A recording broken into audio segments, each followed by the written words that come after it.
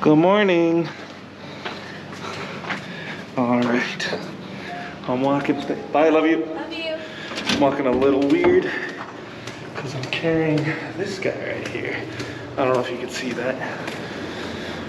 But yeah, so I'm just kind of documenting the real life of a Turo host, right? So you're gonna hear a lot about, or you do hear a lot about how, you know, great Turo is as far as the ability to make side income, or even like have it as your full-time job.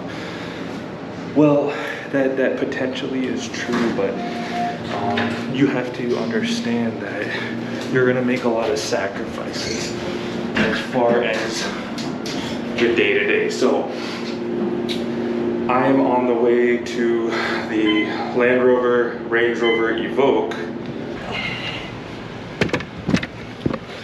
Yeah, so I use the electric scooter to get around as much as I can. My girlfriend helps me with all this, but she has what we call a job, right? So I try not to disturb her as much as possible. Yeah, so I just got to the repair shop, getting the Evoque bumper, not replaced, but just repaired. So just like, you know, just dinged up. Just from kind of normal stuff. Yeah, so I just dropped the car off. I showed you the damage. Nothing major. This guy that we work with, I guess fine that I say his name. His name is Jason from this shop called Colors on Parade. Awesome dude, really awesome. It's on Ala Boulevard, right in town. I'm in Honolulu, Hawaii, on the island of Oahu, if I haven't mentioned that already. And basically, it's just an example. Like, we're so grateful that we found Jason, because it's one of those things you don't necessarily think about when you get into Turo, which is the real day-to-day. And you don't, I mean, you think about it, like, you acknowledge mentally the fact that things will go wrong. You don't really have specific people in mind. You just have the general ideas, like, oh yeah, you know, I've been in an accident before, I know how to handle it, like insurance, blah blah blah. But it's not really like that, because when you're dealing with a guest, you have to consider keeping the costs down, right? I'll give you an example. We had a guest damage our BMW convertible, the underside of the rear bumper.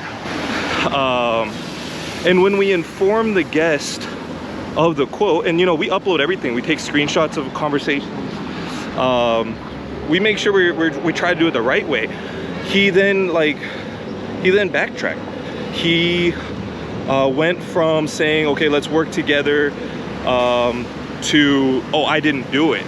Like, straight up, he texted me saying that he didn't actually do it. And mind you, this was like a week after we had already started discussing just working it out between the two of us, which, by the way, is what Turo will really push you to do.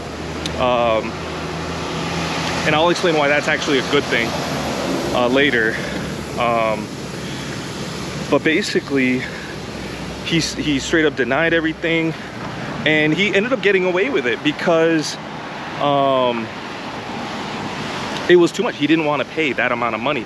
And the thing is, we have the 80 plan, which is a $750 deductible. So we ended up not even getting repaired. It's not like in your face. I'll show you guys later. You can't even tell. Like, if you're not looking for it, you can't even tell. But we do a really good job of inspecting our cars before and after the trip. So obviously we found it.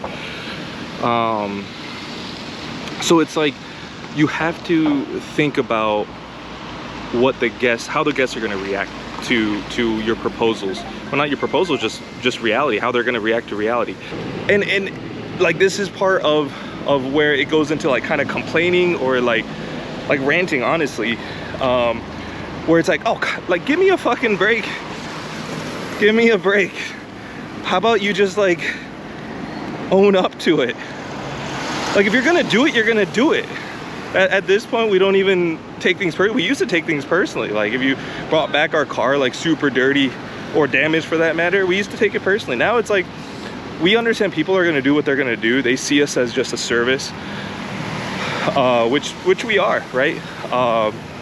We don't see ourselves just as a service. We see ourselves as like a conduit to the community, right? If you're renting cars from people who own these cars personally on the island, like you're participating in the community. That's how we saw it initially, but we realized no, they see us just as like a way to get around, which I completely get it. So but yeah, I'm getting off track. The point is, there's going to be things that you don't expect, and you have to like be realistic. You have to disconnect yourself emotionally, which I'm not even practicing what I preach, because I still get upset.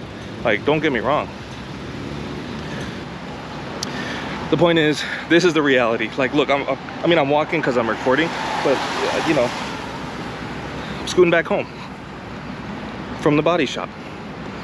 The car is unable to be rented today, right? And thankfully we found Jason, who is very reasonable with his prices, very reasonable with his turnaround time, beyond reasonable, I would say. Amazing. And you just gotta find those type of people as soon as you can. You know, when the damage is already done, it's already too late. Your stress is gonna be 3, 4, 5 times what it normally would be. Now it's like, okay, the car comes back with damage. All right, I'm gonna hit up Jason. Oh, and that it was $250. And when it's, you know, something, not that $250 is nothing, but compared to $1,300, right? That's not a lot. The guest is a lot more willing to work with you. All right, I just got the word that the Evoque's ready, so I'm gonna go pick it up.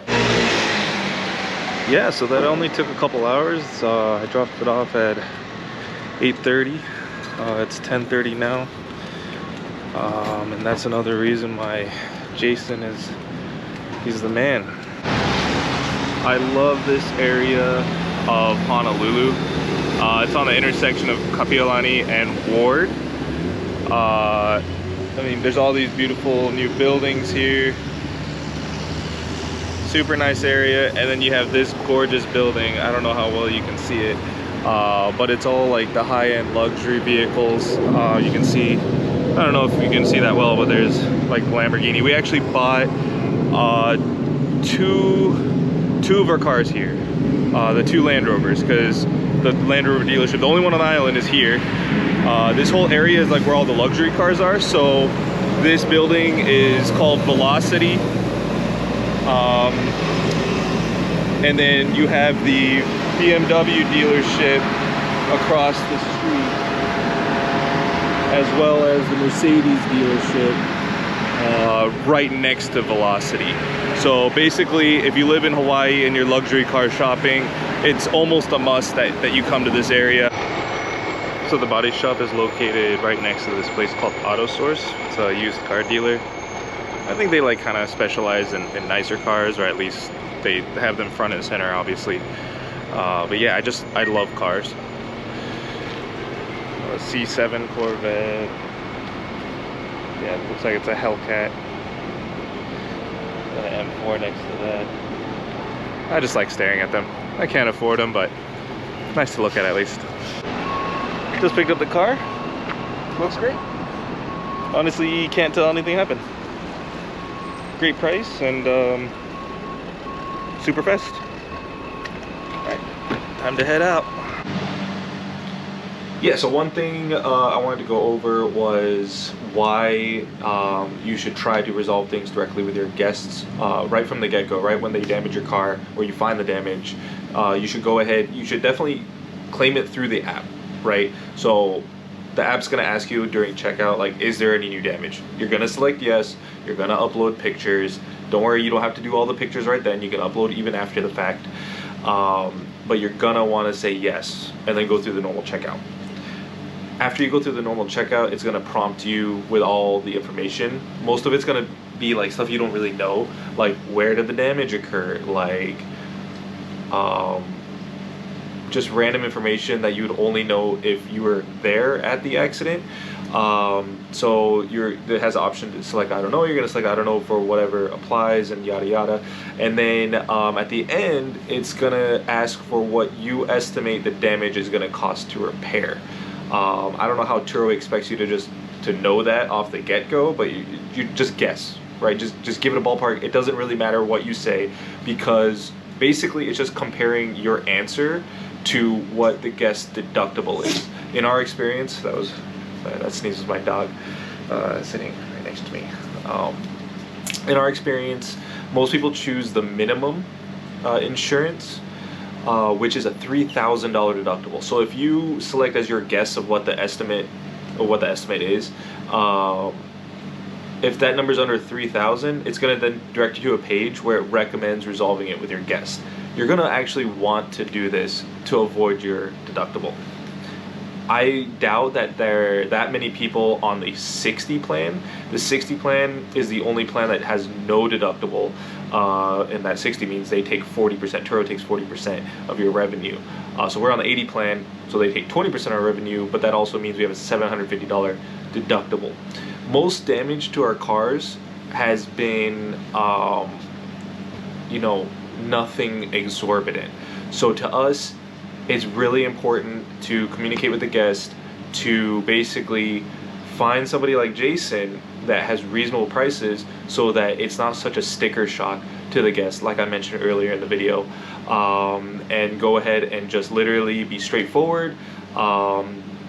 Definitely do your research. We recommend linking like the Turo information, like their own website that says why it's a good idea to work directly with the host in resolving guests. Like there's an article about that from Turo that the guest should read.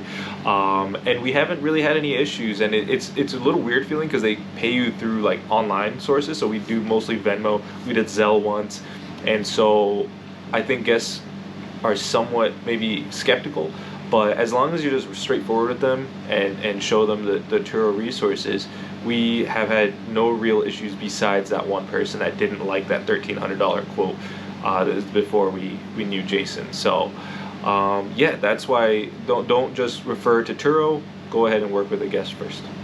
But yeah, hopefully that gave you some sort of idea of like the realities of working with Turo. I mean, I'm going to be doing a lot of these, kind of just as like my own personal way of venting, I guess you could say. But yeah, there's a lot that goes with Turo besides just cleaning and delivering cars. You have to really think about that customer service aspect. You have to think about all the time outside of just the core business operation. Yeah. But anyways, thanks for sitting with me. Have a good one.